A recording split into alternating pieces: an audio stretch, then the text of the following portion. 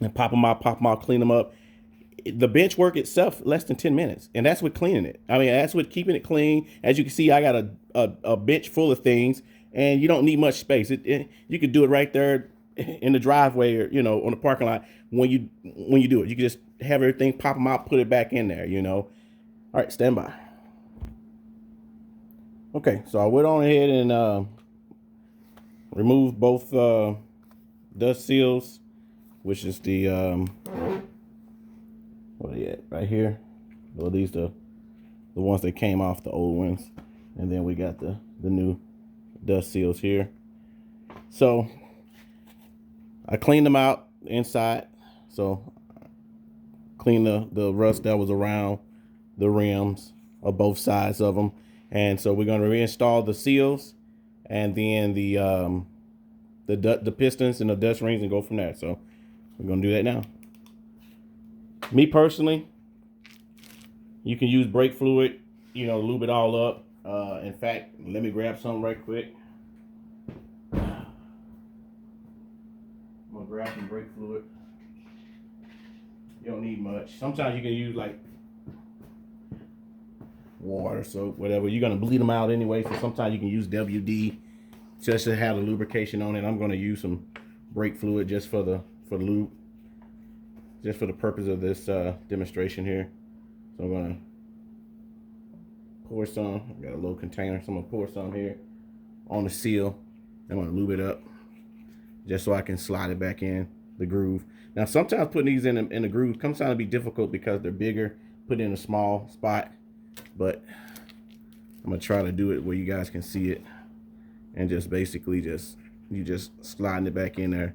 I guess I should have turned the flash on the camera, the light on it. They can be difficult to pop in, but that one went in. And another thing about when you go in, when you go to, come on, there you go. Put those seals in, you want to double check and make sure they square, make sure they're flat, because sometimes they'll twist on you. So I know my hands are kind of in the way. I'm trying to get it in there, but you can see you can hold it, and there she goes. So they're in there.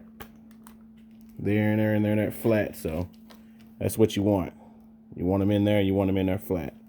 So then we'll take it and do the exact same thing for the pistons. Slide the pistons in, and then we'll work the dust seals on after. So I do the exact same thing with the piston. You want to lube it up. Make sure you got the seal pushed back to the back, and they're square. They're 90 degrees. They're square, so it's no angle or nothing on the seal that goes in the inside. So it's no big deal at all. So we're gonna put some brake fluid on it just to lube it up. I know I'm making a mess. I really, it was a last minute thing, and I waited last minute. Oh, I tell you what, I take that back. I need to pause for a moment, because one important thing that you guys got to do is you want to make sure this bleeder screw is backed out before you start pushing the last piston in, because it needs the vent, the air need to go somewhere. Let me grab a wrench right quick.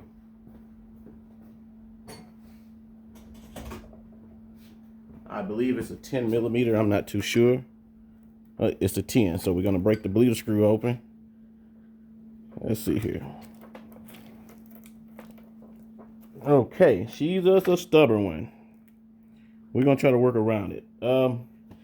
Yeah, I got to eventually get it out, but that's another video or whatever. So we're going to finish working the piston in there, and try to wiggle it around until it go in there, so it don't so she don't bind up on one side or not. And should have got my mallet, because sometimes you push it, it takes a good bump sometimes. Let me go get my mallet and a block, and we'll take a pause for a moment. I'll make sure you get some good video. All right, got my mallet on standby just in case. I'm gonna try to grip it and push it down at the same time. Typically you don't need much, but I'm gonna try to push, wiggle and push at the same time. Sometimes you might need to bump it to get a good start. As long as you know it's flat, you should be good. Let's see. All right, we got that corner. Let me try to work it around to the other side. Grab a dowel and try to. There we go. She's. Oh, there we go. Working it around.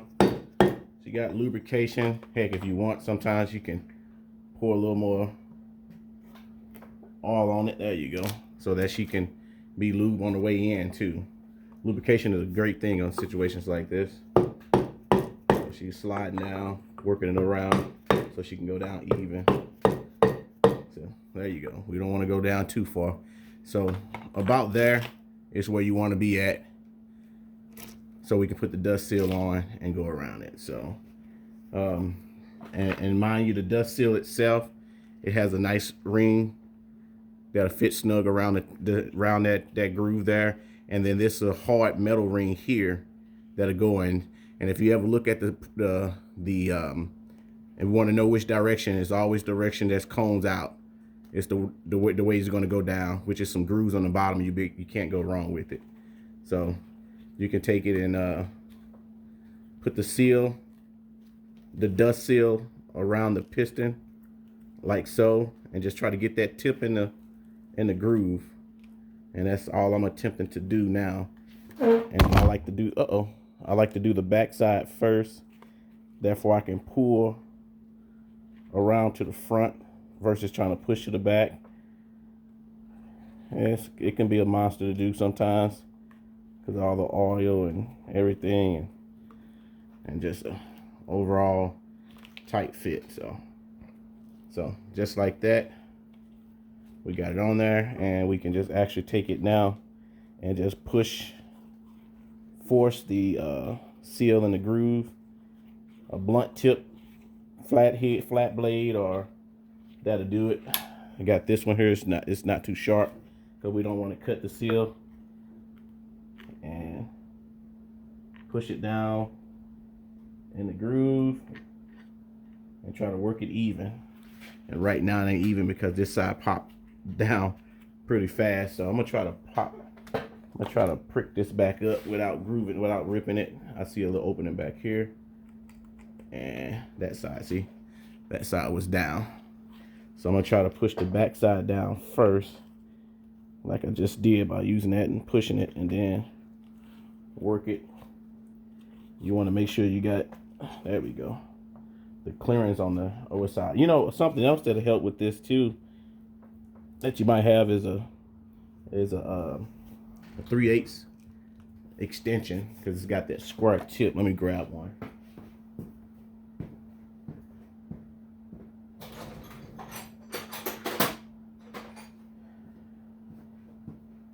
Or 1/2 inch, whichever one you grab first. I grabbed the 1/2 inch. And mind you, I'm sure there's other people in other videos and other shops and things that do things. I'm a self-taught. I learn by taking stuff apart and putting it back together. And I'm not scared to do so, especially when I'm working on my own vehicle. So I'm gonna try to probably bump that with the mallet and see if we can get that to go in a little bit. And then once it's all seated all the way around, then she'll stay down. But until then, she's popping up a little bit. But we're gonna get it in there, because that's the name of the game, is to get her seated all the way down in there. I don't know if that's too blunt, but we'll see. Should be. I mean, not too blunt, but too sharp. Okay, yep, that's it. That's getting it. That's the, you want to get that down. As you can see, she's rising back up some too, so we're gonna keep pushing it around there and work it. So I'm gonna stop it. Well, I'm not gonna stop. I'm gonna let it keep rolling. You get to see the difficult task it can be at times to get them in there. So I'm gonna grab the 3/8 one now and push it up to the side, and then I'm gonna bump it with the mallet. I'm gonna work it around and see if we can get it to seat in there. And then sometimes you can actually use the other end as well, because it's wider and it's blunt too, and it's not gonna pop out. But when she sits down in there, she's gonna be there. So I'm gonna work this. Actually, I'm gonna work it a bit and I'm gonna stop. So I'm gonna work it and get back with you. All right, well, we got them all back together. Now we get to put it back on on the vehicle, and it's just that simple.